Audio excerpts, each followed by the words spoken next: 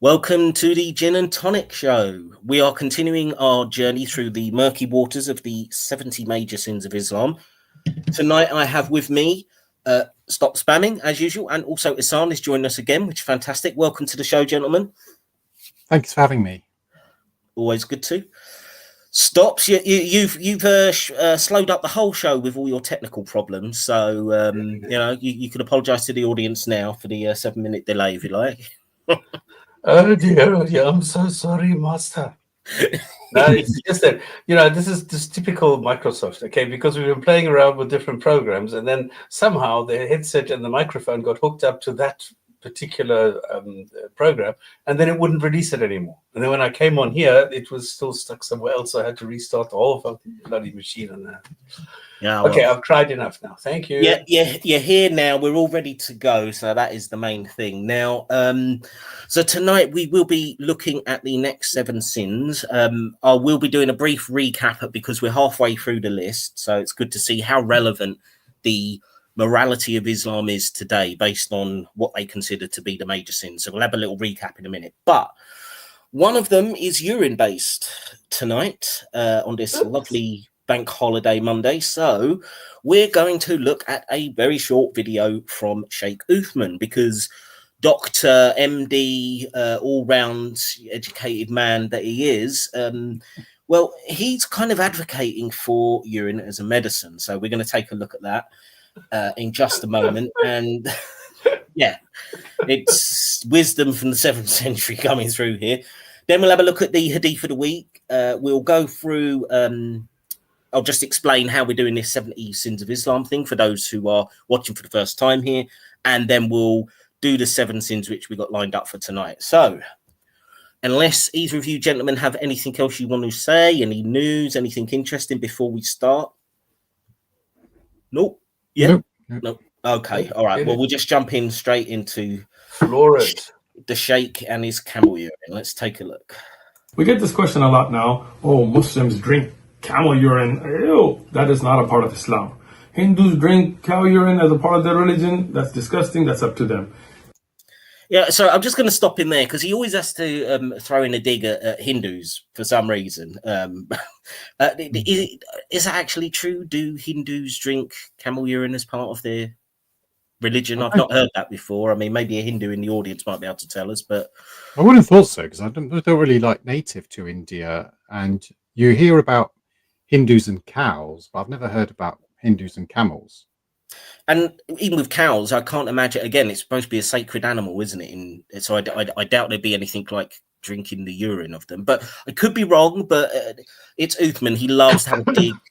He'll have a stupid dig at any other religion at any possible moment, and particularly when he's trying to defend something horrible in Islam. So I've just checked on Grok, which I always find is more accurate than a lot of things, and it says there is no mainstream or widely accepted practice in Hinduism that involves drinking camel urine. So I think he's just made it up. Okay, so it wouldn't be the first time that Uthman has invented a little story for himself. Uthman ibn Fibbin. Ibn Fibbin, yeah. The Ibn Fibbin who seems to get into, stabbing incidents that never happened. But anyways, right, let's see what else he's got. Okay, can I give a quick update? Oh, go ahead, Stops, yep. Because AI says cow urine, known as Gaumutra in Hindi, is consumed by some Hindus due to its perceived medicinal properties and cultural significance. The cow is considered a sacred animal, and this reverence extends to its byproducts, including urine. And then it says cultural religion, its medicinal claims, and it's a minority practiced by a small segment of population. Okay, so it's kind of, so it's not a mainstream thing, but some small number of... Not like Islam. Well, yeah, because this is the ironic thing, because he's about to tell us the great medicinal benefits of camel urine. So it's a bit ironic that he would be pointing the finger, but his whole shtick is whataboutery, so it doesn't really surprise me. But anyways, let's see what he's got. Not mustahab, it is not preferred, it is not recommended for us to drink any urine. Now, regarding the camel urine, there is a hadith in Sahih Imam al-Bukhari that a tribe called Uqal came from outside of Medina, and when they came to Medina, they got ill. Their stomachs bloated, they became pale. As a medical treatment, the Prophet, peace be upon him, told them to take camel's urine, mix it with the milk of the camel, and drink it. I'm just going to stop it there. we are actually going to take a look at this hadith, because not only is it crazy with the milk, it is with the milk and the urine from the camels.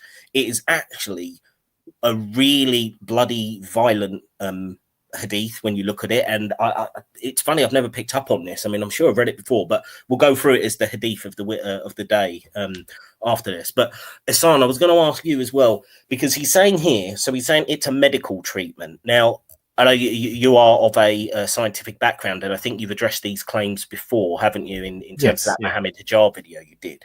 Do you maybe just want to give a little bit of a counter to this claim that urine is an effective medical treatment? No, there's no way. But in terms of drinking it, there is no basis for it being a medical treatment, because it's a excretory product. It's an animal's waste, and there's nothing to be gained from it, especially when there's other alternatives. So if you need to rehydrate, almost any other fluid like milk or water is better.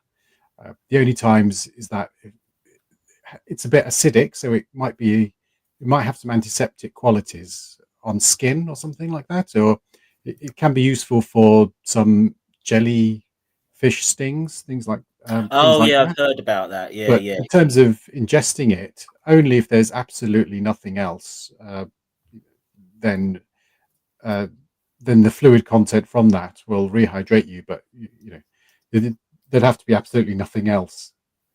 And so you're much better off with water. Yeah, I seem to remember in your when you did a takedown of Mohammed Hijab on the same issue, you said the only time that any doctor anywhere would recommend this is basically if you're on the verge of death from dehydration and there's nothing else to drink. I mean, that's basically the only time you should ever do it.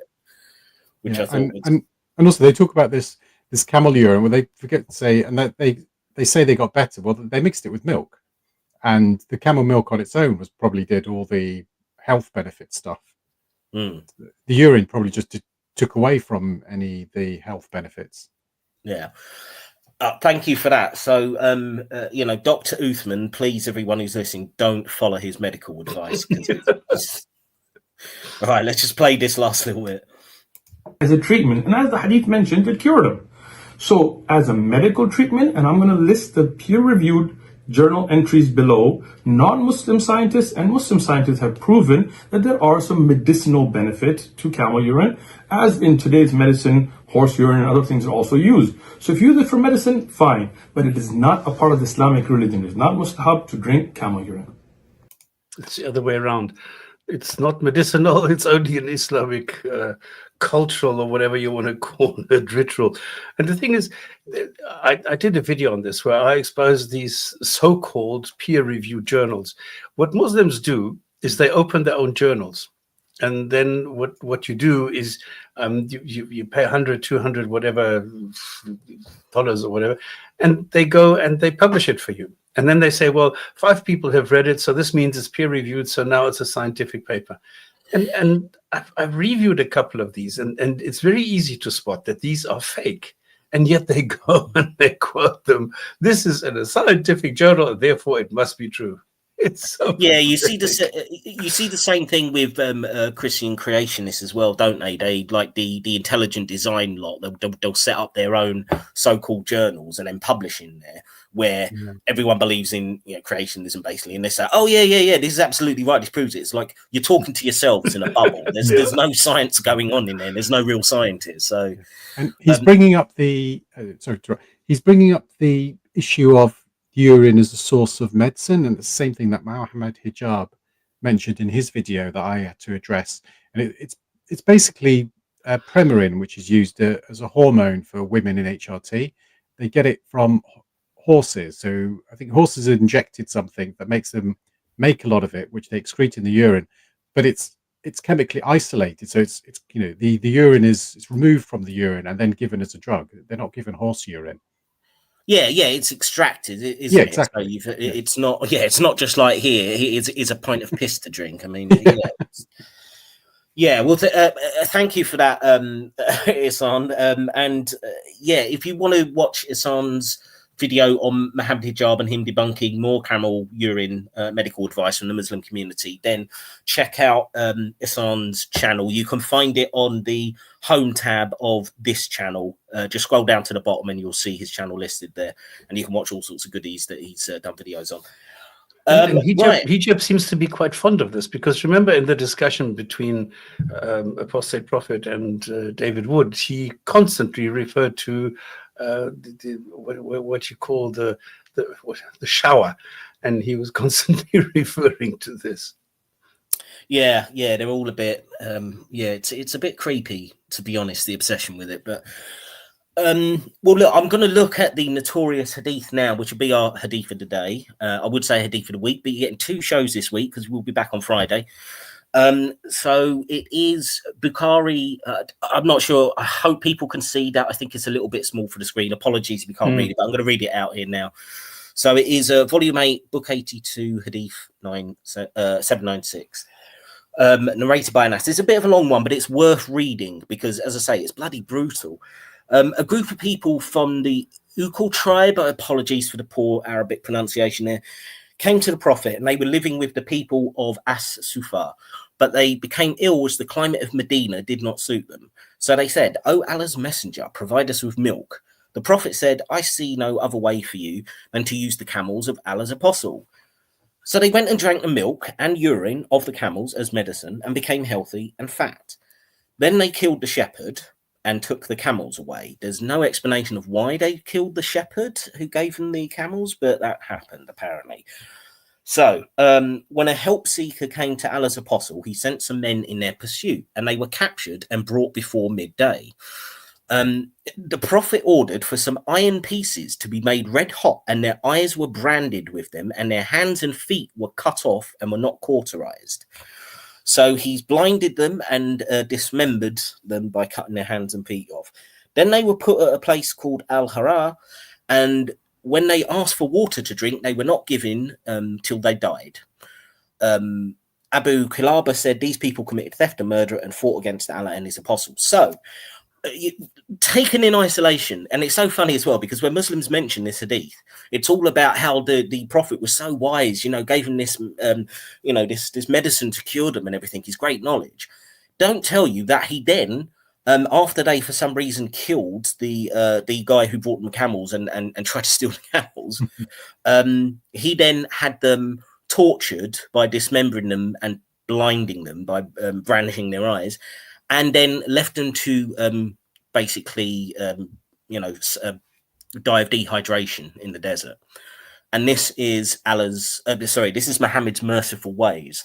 And I'm just like, regardless of, even if you think, okay, right, you have the death penalty because they killed someone, right? Do you really need to torture them like that and start cutting them up into little pieces? Is this what the greatest man in history would ever do? It doesn't seem to fit with this whole merciful narrative that goes around with Muhammad. So I just think, Muslims, if you believe this, does this really sound like the most merciful man to you, cutting hands and feet off and, plucking people's eyes out? And it doesn't sound like justice to me. Gentlemen, what do you think of that beautiful hadith? I mean, it's kind of like typical character. And if you see what I mean, it's not out of the ordinary for what we've come to expect. Yeah, I mean, twisted and sadistic, says Rising Damp. I mean, I would agree. I mean, as I say, even if you are a proponent of the death penalty for murder, which, to be fair, a lot of people are, do most people who support the death penalty for murder, well, I personally don't, but if you do you also think that they should just be tortured in this manner before that happens? How is that anything but just savagery? I just do not understand. But it's supposed to be deterrent. Well, I mean, there's deterrence and surely the death penalty itself is supposed to be the deterrent. But if you torture the people beforehand, it makes it a little bit worse. Because giving yourself a quick death is, for some people, is not a deterrent. Oh, well, who knows? But anyway, so that's the hadith of the day. Work? Everyone. This is the question. Does it work? No, it doesn't work. No. Well, yeah. I mean, I don't want to get into a long thing about the death penalty, but I mean, it took for me. Well, I mean, obviously, the first part of it is just the stupidity of the, advocating drinking urine to help, cure your ailments. But then After that, because they committed some crimes, you then torture those very people to death. Yeah, what a bizarre hadith that is. So, anyways, let's move on, because we're going to now look at the 70 major sins of Islam. Now, hopefully people can see this. What I decided to do is I went through all the previous ones we've done, the first 35, and I've listed the ones that actually did pick up points.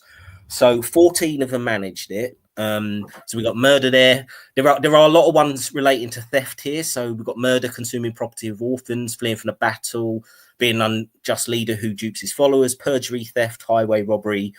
That's again theft, consuming property unlawfully, theft again, bribes. So these were ones that there were 9 there that we all considered. Yes, we would consider these criminal acts, so therefore we would give them a point to say, yes, we consider this relevant morality today. Then we gave half a point each to disrespecting parents, shunning relatives, and deliberate false oaths. These are things which we wouldn't have as a criminal act, but we recognize that, yes, these are kind of immoral things to do in general. And then there's a couple there which got a quarter of a point, which means they shouldn't be criminal when they're arguable whether they're immoral or not, depending on the situation. And that we gave a quarter point to fornication, which is adultery, and lying. So that got 11 out of 35 points so far for Islam, which makes the morality, according to us, 31.42% relevant so far for Islam, which I actually think is higher than I would have expected, but we do have duplication from a number of these just being about stealing stuff. So that is the state of play. So as I say, for anyone who's not watched any of these before, you can go back to the start of the list, which is there's a playlist in the playlist tab on the channel. But essentially, this is what we do. So when we run through these sins, if we think that they should be considered a crime, we'll give it 1 point. We'll say that's fully relevant. If we consider it's not a crime, but it should be immoral, or usually be considered an immoral act, we'll give it half a point. A quarter of a point if it's a toss-up, a sort of 50-50, whether it could be moral or not, and then 0 points if it's immoral. And so far, yes, we've had, how many is that? So that's 14. So we've had 21 of them haven't scored any points, which I didn't bother listing. And you can go back and get the specifics of how we worked this all out by watching the other episodes and giving a thumbs up to them, and giving a thumbs up to us here as well, and subscribing and all that jazz. So this is where we stand at a halfway point. Gentlemen, what do you think? Do you think Islam is 31.42% relevant? Are you surprised by that score? Do you think it'd be higher, lower? Or is that about right? Okay, No, I think it's about right. Much higher than I thought. Okay, we both. Izad, you go first. Yeah, sorry. No, I think it's about right, because I mean, as you said, there are things like, you know, murder and theft and perjury and all these things that are in secular societies illegal. So, you know, we kind of like have to give them a point for that. Yeah, well, we're not looking to, you know, be unduly unkind or uncharitable. If there's something that we genuinely agree is wrong, then we'll say it. I mean, that's kind of the point of doing this. But sorry, Stops, you were going to jump in and say something as well. Yeah. Okay. What are we trying to do here? We're trying to show, and we're showing that 2/3 of the commands in the Quran are just arbitrary feelings and emotions, motivated, irrelevant things or commands given to people, which are not sins, which are not immoral, which are not in any way relevant to the human being today. So 2/3 you can safely ignore. So what is the value of Islam if only 1/3 can be seen as relevant? And now what the next thing would be is whether or not they actually originate in Islam, or whether Islam was just taking them from somebody else. So the relevance of Islam, in my eyes, is diminishing all the time. Yeah, I would agree. Sorry, got a comment in the chat here. There's that verse in the Quran of the Prophet being shy to tell guests to go away. Not sure what that's in relation to. So, Mohammed Khan, if you maybe it refers to don't overstay your welcome, because the Prophet is not going to check you out. Oh, right, okay. I'm not sure what that relates to in the conversation, but okay. Maybe you can give us some more detail, Mohammed. What that Well, connects to what this we're is to talking offset that he's a brutal, somebody who tortures people, and then on the other hand, he's such a shy person. Well, look, I mean, at the end of the day, right? Just on that point, we for the audience, we will get into the next 7 sins in just a minute. But I do want to make this point when talking about Muhammad. When I draw up these hadiths each time, I mean, sometimes I'm just going for something ridiculous, sometimes funny, but sometimes it does show the brutality of Muhammad. Now, I'm not doing that because I'm like trying to be particularly mean to Muhammad. And I do recognize that in different moods, he can come off as better than this. I'm not saying that this is all he ever did, that he was just Genghis Khan or something. Yes, there were examples in the hadiths and stuff where he's doing nice things, looking after orphans or telling people to be nice to your neighbor or whatever. But the thing is, when you claim that this man is the greatest man who's ever lived, that he's the perfect model to follow for morality, you need to be honest about what your own scripture says. And you need to actually face the fact that there was a lot of horrible stuff that he did. And I'd want you to question, was it justified? Did he really need to do some of the things that he did, even in the context of the time? And I would argue that he didn't. I think there's a lot of brutality and torture that your own scriptures say he partook in, to do things like find treasure and stuff like that, or just needlessly brutal torture. So this is why I'm not trying to provoke people, but I'm just trying to say, look at your own scripture. This, to me, is not a good moral man to follow, as far as I'm concerned. Anyways, after that little rant, gentlemen, shall we move on to this week or tonight's sins? Yep. Are we ready? Let's go ahead. Cool. Right, let's get this up. Now, hopefully, I've got this one done better this time. Let's see. Major sins. Wow. You didn't even have to fish for compliments. That was a spot on hit. I think you've done that enough for me so far. All right, so number 36, and this is why we were focusing on urine today, because, number 36 in the major sins is not avoiding urine. And then it specifically says something which the Christians are prone to do. I don't know why to be honest, it might just be this particular list. I'm sure there probably are other lists on the internet that don't actually add that sort of qualifier to it. But let's see what the Quran says. So Allah Almighty said, purify your clothes, which is Quran 74:7. And then there's a hadith there about Muhammad saying that somebody who keeps himself free of urine is better off, or something. Oh, you get punished. You'll get punished in the grave if you don't keep yourself free from urine. So that's Muhammad's opinion on it. Right. So okay. So one of you guys start. What do you think about this? I mean, he's talking about so they're not being punished. It's like one of them carried tails, which sounds like a liar. That's how I interpret it. And then it says the other did not keep himself free of urine, which this is like a strange way of equating the two, making them equal, which is really bizarre. I don't know. And the bit about not your prayers not being accepted. So really, I mean, if you're asking for me, although I can answer, you don't want a smell of urine or anything, but the reason he's giving is it's so strange that I'd give this a 0. Yeah, I mean, look, from a personal hygiene sense, if this was just to say, look, it makes sense for your own health and hygiene to not be walking around covered in piss, then yeah, I would agree with that. But that is a personal hygiene issue. I don't really see it's a moral issue. So therefore, I mean, I would say it'll probably be good to intervene, because generally speaking, if you are covered in urine, then your general health might not be too good. So other people, I would say it's maybe incumbent on them to ask what's going on. But yeah, I can't see this as a moral issue, except for what you just said, Ihsan.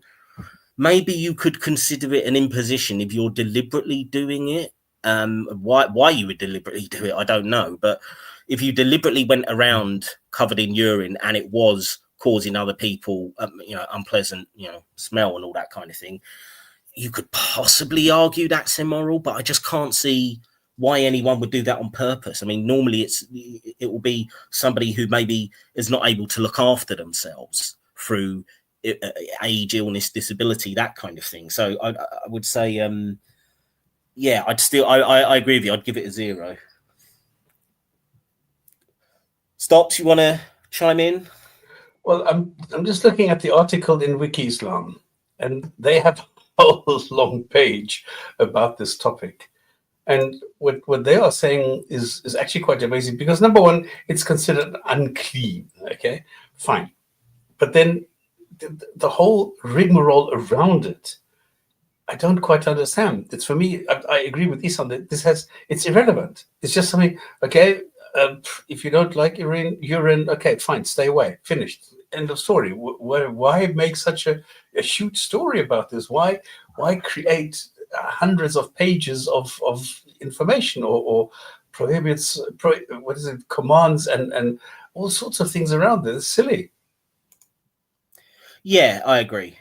So I think we can pretty much safely give that just 0 points. I think not really much more to say on the issue.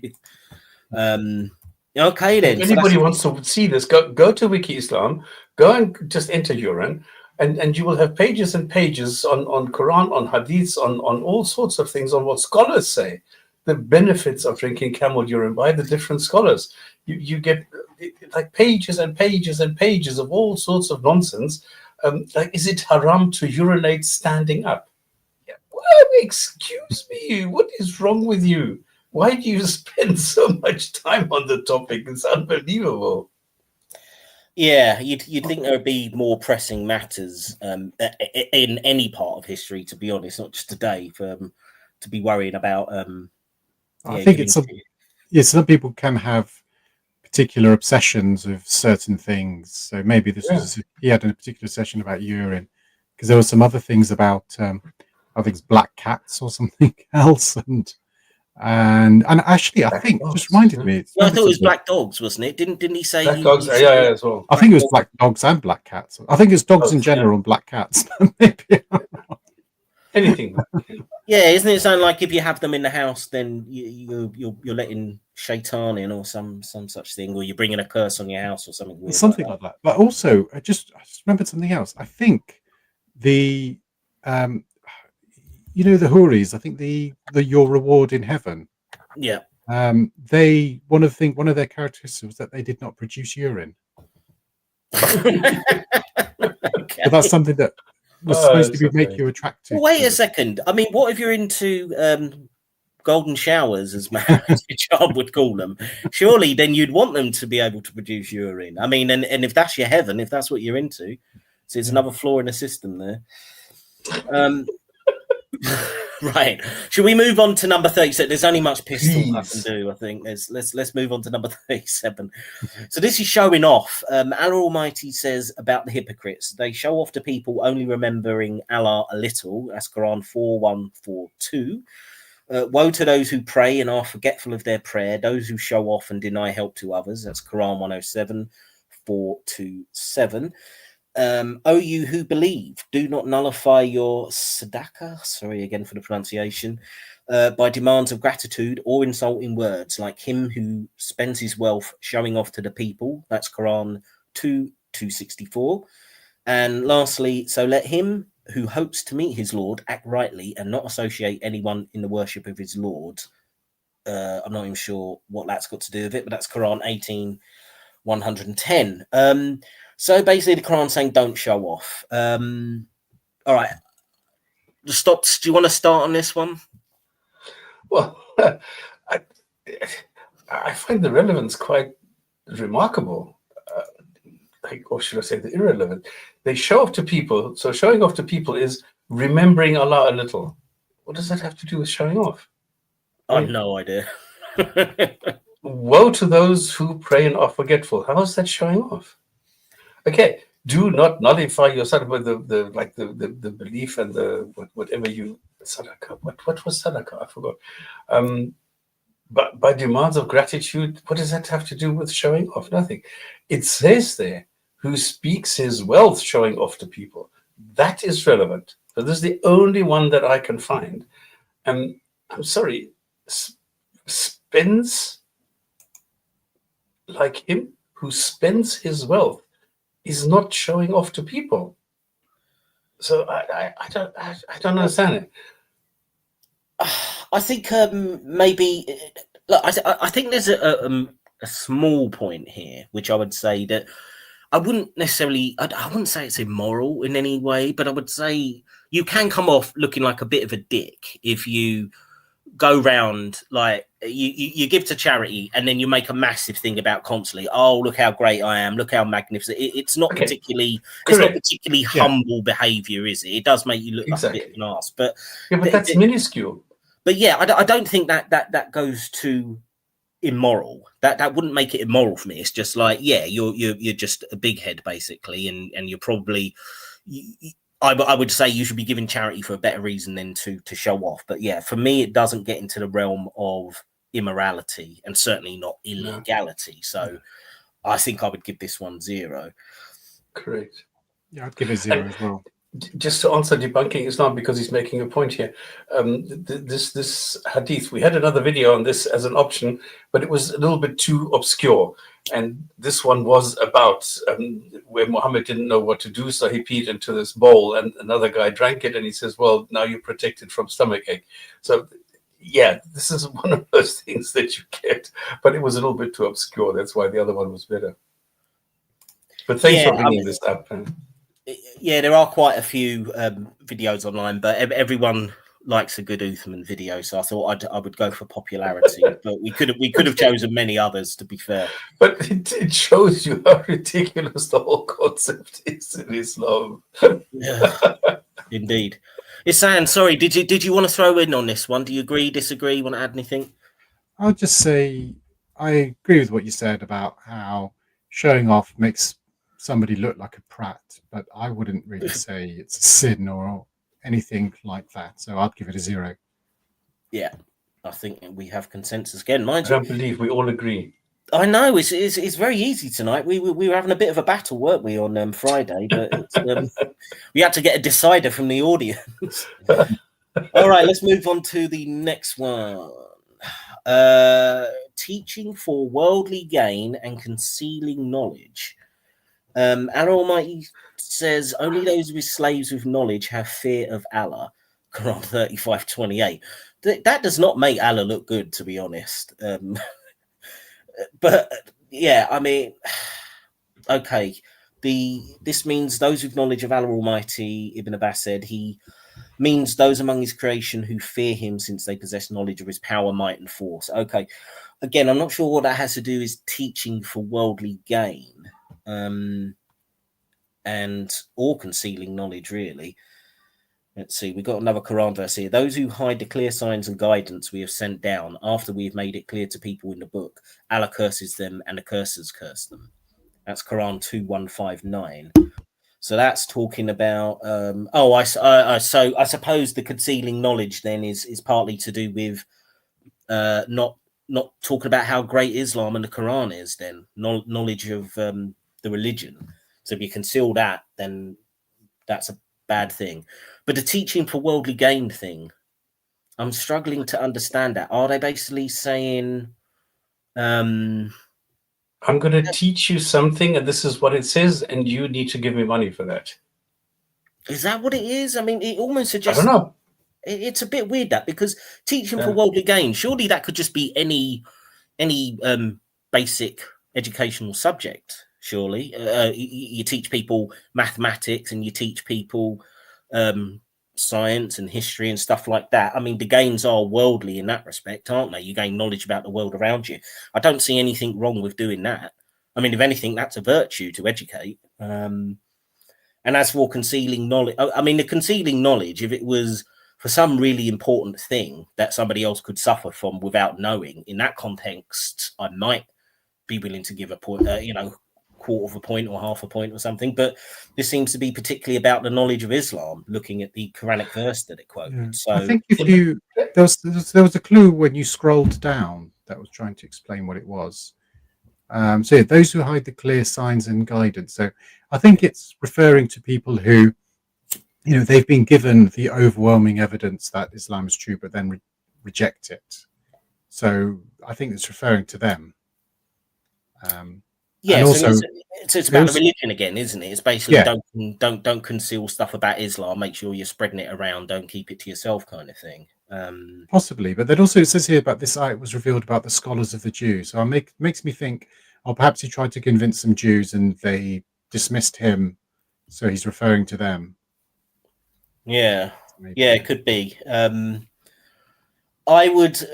I mean, this is a bit of a confusing one, really, or it's not very well explained to me. But I would, in both cases, teaching for worldly gain and concealing knowledge, I would just say 0 for this. I don't see this is anything immoral with this, anything illegal. And it's actually a -1, because if I look at people like Mojab and Ali Dawa and those people, what are they doing? Every 2 minutes they see, please donate, please donate, please donate. So what are they doing? If I look at Aira, if I look at Sapiens, if I look at all these Dawa channels, like especially EF Dawa, they're saying, please donate to me. I will tell you things that I think you want to hear, but I'm concealing the real knowledge and only telling you what is going to give me money. And this is exactly what they're doing. Because we have, in Austria, we have an offshoot of Aira, which is called Iman TV. And they're doing exactly that. Every I don't know, 30 minutes or 60 minutes, they run an ad where they're begging for money. All the time, they have a banner scrolling at the bottom. Donate to us, this is our donation. Donate to us, this is our donation. So they are only teaching for worldly gain. That's all they're doing. They're only telling people, give us money, and we're telling you Islam is great, now give us money. And they're concealing the knowledge because they're not going into what Islam actually is. And like people like me are immediately banned. We're not allowed to say anything. Even Stefan Kees, my German name, is not even allowed to be written in the chat because people came and said, why don't you let Stefan Kees in there? So they banned the name. That's how bad they are. They are concealing knowledge and only teaching for worldly gain. So I think that's actually a minus. I love the way you've made yourself popular with the Dawa crowd in 2 different languages now, Stops. This is getting banned in German speaking as well as English speaking. That's impressive. I just wanted to read this comment from Mohammed from the chat. He says, I think worldly gain means like money for or riches. Correct. Yeah. No, that's fair enough. And I suppose you could argue notwithstanding what you just said, Stops, which I agree with. I mean, the whole Dawa scene is basically like that to a greater or lesser extent. Exactly. Yeah. But I think, I suppose if you're, well, I mean, even then though, I mean, teaching knowledge for worldly gain, I mean, that's every teacher will draw a salary. So I don't think it's getting money for providing a valuable teaching service is bad. I suppose, and concealing. Yeah, I suppose if you're doing like a corrupted version, or you're I suppose if you sell dodgy stock and you don't tell them that it's a dodgy stock, I suppose it's that kind of thing. And yeah, see, now I'm thinking, should we buy this car from me? Buy this car. I'm not telling you that the brakes are shot, but it's a great car. I'm starting to think that, see, it's starting to talk me into now maybe wanting to give this a 1/4 point to say that potentially. For what? Because it sort of seems to cover being a con man, basically, a little bit. Okay, interpretation. Even though for this verse, I think it is particularly about the religion of Islam, though, isn't it? It is more about don't conceal the knowledge that's in the Quran to people. Go out and make sure everyone. I don't know. I'm a bit conflicted now. Are you two going to stick with 0 points for this? If you are, then I'll stick with 0 because I think this is overwhelmingly like a religious thing, not about concealing non-religious knowledge. Yeah. There's no relevance for me. No, all right, fair enough. No, we'll go for 0. That's fine with me. Right, so on to the next one, which is treachery. Now, so the Quranic verse is, O you who believe, do not betray Allah and the Messenger, and do not knowingly betray your trusts. And that's 8:27 of the Quran. Don't think I want to read this long piece, but look, Ihsan, why don't you go ahead? What do you think of this? Okay, so very treachery. I mean, this goes back to one of the ones we talked about earlier about, I don't know, running away from battle or treason or something like that. Things that were crimes in secular countries and still are. So I'm just not sure. Thinking about it, because it's two different ways. There's like treachery in terms of treason that you'd have where you're trying to overthrow your government. And there's also the treachery that they are probably thinking of in the terms of apostatizing. That's what I thought. Yeah, I thought that's probably in there.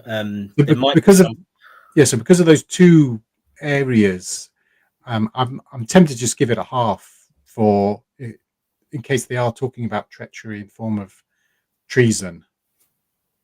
Yeah, I would kind of agree. I think in a secular term, I would say yes, treachery could be both immoral and could be considered a crime, like you say. I mean, if you sell out your country during wartime and allow the enemy to come and take over, I think obviously that's kind of a crime. And even just in your general day-to-day life, if you're constantly betraying confidences, betraying trust, it might not be illegal, but it certainly is, in my mind, an immoral way to behave. So I think I think in most cases, this is not really talking about the former. I would say I'd give it a half. I think in general, being treacherous is probably an immoral act. I mean, if you've got a good reason to betray someone, then then I suppose those circumstances do occur. But generally speaking, betraying someone is abusing their trust, etc., and it could have pretty severe consequences. So I think I would go for a half for this one. Despite notwithstanding that, yes, I'm not talking about apostasy or anything like that. I wouldn't consider that immoral, but this is exactly where I would have gone. But the thing is, okay, what are we talking about? Are we talking about treachery as an action in itself in the context of deceiving someone or something today with a general context, or are we talking about treachery towards betraying Harry Potter? Well, I'm just looking down further here, and I'm just reading some of the guidance that goes along with this. Treason is always ugly, but some kinds of treachery are worse than others. Someone who betrays you by cheating you of a penny is not the same as someone who betrays you in respect of your family and your property and commits terrible things. So I think this is actually covering a wider spectrum. I think it is talking about generally betraying people as well as betraying. And that's the question. Like that. Exactly. Are we talking about Harry Potter or generally humankind? I'm going to be charitable and say, as much as it is talking about betraying your religion and Allah himself, I think it is also covering other areas. So I would be tempted, because of that more general scope, I would still probably give it a half. Yeah, that's exactly the question. So if we're talking about just Captain Kirk, then 0. But if we're talking about general, yeah, sure. But the thing is that if you betray Captain Kirk and then you're supposed to be put to death the way that Muhammad says it, then it's ridiculous. That it doesn't deserve anything. I agree. But if it's in the general context where you are going now, then it deserves half a point. It's difficult. Isam, what did you go for again? Did you say a half for this? I said a half because of the multiple meanings of treachery and exactly what they were referring to. All right, let's go for a half for this. I think we've got enough to say. You're sort of a bit on the fence, Stops, but I think I'd go for a half. If Isan's going to go for a half as well, I think we'll kind of let majority rule there, and we'll give it a half. So well done, Islam. You got off the score today. Right, so let us move. This is drastic applauding Islam. Wow. This should be in a short. This is going to be in a short, drastic. Well done, Islam. Oh dear. All right, number 40, reminding people of one's charity. Now, this seems to me a kind of a repeat again of the previous one about showing off. Correct. So Allah says, "O you who believe, do not nullify your sadaqah." It's even using that same word, sadaqah. I'm not sure how to pronounce that. Sadaqah, yeah. I used by to know demands what for. it is. Hang on a second, let me just finish it. By demands for gratitude or insulting words. In fact, I think that might have even been the same Quranic verse, so it's 264.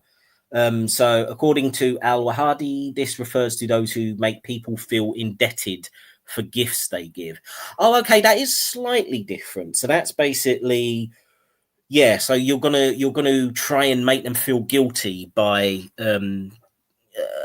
giving them some charitable act, giving them some money, giving them some support, and then making them kind of feel guilty or feel feel like they owe you something in return, even though it's supposed to be kind of charity and that kind of thing. So sadaqah is any kind of donation that you make in the context of Islam. Okay.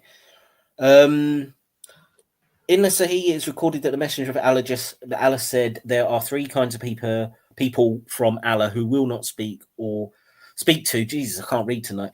Speak to or test to their integrity on the day of rising, and they will have a painful punishment. Those who wear their garment long out of pride, those who remind people of their charity towards them, and those who sell their goods with a false oath. So, reminding people of your charity. I mean, it's not illegal, obviously. Is it immoral? Yeah. It's the same thing. You want to be a dick. Yeah, exactly. Yeah. I mean, I did look it up, and it says, as Stop said, it's a concept where it's charity that's given voluntarily out of compassion and love or generosity. It's not a tax or anything. So, if it is supposed to be given voluntarily, for that purpose, then you kind of like it's not supposed to want something back from the person later or use it for some sort of leverage or something like that. So I don't know. Although Rising Damp from sorry to interrupt, Rising Damp makes a good point from the comments. In some instances, like Hamza's Den, this is actually necessary, holding him to account. Yeah, I mean that's a fair point, because he's milked the charity of others when he didn't really need to. So the fact that they've now said, "What the hell are you doing flying around the world on the money that we gave you to clear your debt?" Yeah, I think actually sometimes you could argue that it is potentially a moral thing to do if they're pissing that money up the wall. I don't know. Stops, what do you think on this one? I think this is a 0. Yeah, I'm tempted to say a quarter, that you could argue that it sometimes would be immoral, but then again, is it more just acting like a dickhead rather than being, pressuring someone? Is that immoral? Sorry, Hassan, what did you award it again? I didn't order anything yet, but I'm thinking of a quarter. You're thinking a quarter as well? Yeah, I'm just thinking because of the moral thing. Even No, then I'll succumb. I'm overruled. Let's take a quarter. Yeah. Should we go for a quarter? Because I can understand your point of view. I can understand why you would want to do that. So maybe I'm being a bit too strict, but yeah. Well, we did invent the quarter point category for somebody more educated one. So, all right, we're going to go a quarter for that one. So that's sometimes you could consider that to be immoral. Right. So the next one is the penultimate one for tonight, is the denial of the divine decree. Allah says, "We have created all things in due measure." 54:49 from the Quran. Not sure what the hell that has to do with anything. Ibn al-Jazwi said in his tafsir that there are two views about the reason for the revelation of this ayat. One of them is that the idolaters of Mecca went to the Messenger of Allah to argue with him about the decree, and this ayah was revealed. Muslim alone transmitted this. Second view is that the bishops of Najran went to the Messenger of Allah and said, "Muhammad, you claim that acts of disobedience happen by decree, but that is not how things are." And the Prophet says, "You are the opponents of Allah." So that's why the ayat was revealed. So denial of, so it's basically just denying Islam, isn't it? Denying the revelation of Muhammad, denying he's a prophet, denying Allah is the one true God, which is kind of I mean that's the same as the very first sin, isn't it? That we covered, which was denying denying Allah or associating partners with it. Essentially, you're denying Islam. So obviously, I'd give this a big fat 0. Yeah. I'd give it a 0. Captain But Kirk is the commander and captain of the Enterprise. Sorry, San, you were going to say something? yeah, I'd give this a 0. But I just wanted to add something. This just highlights the ad hoc, made-up nature of a lot of it. As in, this wasn't said from the beginning. It's clearly he had some beef with the idolaters of Mecca, and then there was something else about the bishops of Najran. So probably in some fit of rage, he came up with this. That's a good point. Yeah, exactly. Yeah, that's a very good point. You see, Mohammed says from the chat, is he denying predestination by saying the what is decreed? The what is decreed? I'm not sure, Mohammed. I'm not sure. Take away the denying pure predestination by saying what is decreed. Yeah, I'm not sure. I'm not sure I even understand that. Sorry, Mohammed, if I'm being a bit silly, but I'm not quite sure what you're getting at there. Anyways, yeah, I think it's a clear 0, isn't it? I think.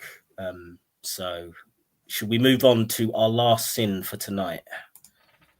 It is, let me see the number. I can't remember what it was now. I'm sure it's something great. Oh, eavesdropping on people and seeking out their secrets. And Allah Almighty says, do not spy. Quran 49:12. Right, that is very short. You know what? I actually appreciate that bit of the Quran because for once it's clear, it's short, and there's no threatening people. There's no all that. It's just a nice, clear commandment there. Do not spy. That is very rare in the Quran. So, but hang on. What happens if you do? You get missiles. You get stars shot upon you. I don't know. You'd have to read the next verse, but then the next verse has probably got nothing to do with this one. So, should I bother reading this? No. Hadith? Oh, sorry, we're very short today. Yeah, let's. I can't be asked. I mean, I think it's quite clear.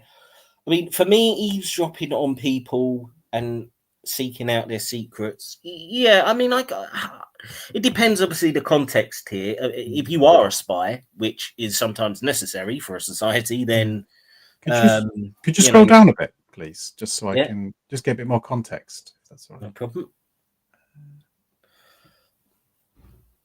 So I would say, but yeah, for the most part, if you just talk about spying on your neighbor, trying to get their secrets, maybe to use it as blackmail against someone or something like that. I'm assuming that this is at least part of the context here.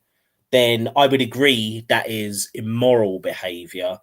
Whether it goes into illegality or not, I don't know. I think I suppose I suppose if you started blackmailing them, then yeah, that would obviously be a crime or trying to extort them. But if you were just eavesdropping to find out their secrets, I could say yes, that is arguably immoral. But I wouldn't. What say if that you listen to the Russians so that you know when they're attacking? Well, yeah, in those contexts, obviously, it would be. And actually, you don't even have to go into like international politics or spying like that kind of thing. I mean, you may have genuine reason to think that somebody is about to do something dangerous. And so there might be some justification for eavesdropping. If you, if you're worried a family member is going to be planning to go postal and do a bunch of damage, try and kill people, you might want to listen out to see if they're planning anything. There could be some justification for that. So I think I think I'm tempted to go for a quarter point for this one again, to say like it's possible that it's wrong and it's possible that it's not wrong. I don't know. Even it's contextual. Yeah, I mean, it's on. Have you gained any more context? Did you want me to scroll down further? No. I think I've got some context. Thanks. Just my thoughts are. I mean, they all have their own spy agencies for other countries, and they also have their own internal spy services. Now, the one thing that really did caught my eye is where it says from like the third or fourth sentence, it says investigating the faults of the Muslims and their private affairs. So basically what they're saying is if they're not Muslim, then it's nothing wrong with spying on them. You see catch. That, and that stands out. So, of course you could say don't spy on people, but as a as a moral thing. But when they put in the context here, then they are saying that it is okay to spy on them or do all these things if they're not Muslim. So I'd probably give it a quarter. Yeah, no, good eye. I can't argue with that reasoning. Yeah, I would give it a quarter. Say that it's sometimes you can consider this immoral and sometimes not. You happy that one stops? Anything else you want to throw in? Okay then. So, well, that's it then. Okay, so we're giving that a quarter of a point. So let me see. I'm not sure how many points that is in total. I think. Right, I'd have to go back and check the list. Okay, well, we'll work it out and we'll add it to next week's. I think there were several quarter points there, so maybe Islam got a whole point out of the whole thing. I'm not sure, but we'll top it up for next week and add it to the list, and we will, excuse me, let you all know. But that's the end of the sins for tonight. So we've done this very efficiently. We're just approaching the hour mark. Anyone want to sum up the general situation, or particularly the hadith or Uthman's video, the obsession with urine? Who wants to give their final thoughts? I don't have anything. I mean, everything it's self-explanatory. Why would anybody want to do that? Why are Muslims so? I don't know. So I can't understand why they want to embarrass themselves and still go and say, well, we have peer-reviewed papers which go and certify this and that. Just keep quiet. Just say, look, it's an old book and it's got funny stories in it. Leave it. Don't go into details, especially when it comes to something like urine. Just leave it alone. You're never going to make it better by saying anything. Yep, no, fair enough. Yeah. It's crazy. I mean, my thoughts at the moment is my thoughts is at the moment on this, and I think it's true for a lot of these major sins, and this has been particularly highlighted tonight with the whole urine thing. What is considered moral in Islam has got, or immoral in this case, has got such a weird, broad scope that sort of lies outside of anything that I consider traditionally immoral. This idea of equating things like personal hygiene and stuff like that as if it's a moral issue, when it really isn't. They don't seem to be able to. I suppose it's because it just isn't the same sense of personal freedom, that you do have the personal freedom to make choices while they may not be the best for you as an individual potentially, or they may be considered outside of the kind of standard average that most people do, rather than that being a personal choice or the consequences just being for you. So it's not a good idea, but it's still not immoral. No, it's all just dumped into the same dustbin of morality, that you're insulting God, you're insulting Muhammad, this and that. And to me, it just shows why they don't seem to have a good understanding of morality, because it includes too many other things. I think sometimes, obviously, we do come across stuff like murder and things like that, which, yes, we would agree with, but so many times, and it was like that with the stuff we were discussing on Friday, when it's got all this stuff about, who you're sleeping with and things like that. But it's a personal issue, so it's not really about morality. And I think this is one of the reasons why Islam scores so badly, because they're obsessed with regulating every little moment of your life, where you take a shit, how you wipe your ass, how close you should get to urine and all this nonsense. So I think this is a good highlighter of that a whole bunch of stuff which really shouldn't have anything to do with morality just get dumped in because Islam wants to control every little moment of your life. That would be my concluding thoughts. Ihsan, do you want to round things off and give us your final thoughts? No, I think we had a couple of streams where we were giving like 1 point for quite a few things, so it's nice to just like have something where it's a bit more balanced, and we can identify nonsense where we see it and now and point it out. But it's worth highlighting again, the many of those ones that got 1 point were essentially copies of the same sin, basically involving theft. I think there was at least 3 and possibly 4 So if you knock that down to just 1 point, Islam will be doing significantly worse than it is already rated. But as things stand, it's just under one third relevant. I think it's going to drop below that because it didn't pick up much tonight. So yeah, and and one more thing, just don't ever take Sheikh Uthman's advice on medicine or in fact any other fucking topic. Don't listen to that man. He is or marriage guidance. He is a danger to Muslim and non-Muslim alike, I think. Sorry, did someone? Yes, or marriage guidance. Oh yeah, or marriage guidance. Yeah, for several reasons, in fact. Yeah, guidance on anything. It's just ignore Uthman and anyone in Dawa crowd. But yeah, I think that's pretty much it. So I'm going to wrap things up. It's a very short one tonight, but this is a bonus episode because it is another dreary bank holiday here in England. So I hope everyone enjoyed it. Thank you for all the commenters, Rising Damp, Mohammed Khan, Debunking Islam, Dude. I think might have been a couple of other people in the chat. Always appreciate the comments. Muslims, if you do want to come in and comment, I know it might seem like a hostile atmosphere, but if you make a reasonable comment, we will address it, and hopefully down the line we will maybe get some Muslims on the panel as well when we've done this project. So we will be back on Friday, our usual slot. We'll be here at 8 p.m. UK time, and we will carry on with part 7 of the major sins of Islam. Until then, everybody have a great evening or afternoon or midnight, wherever you are, and we will see you on Friday.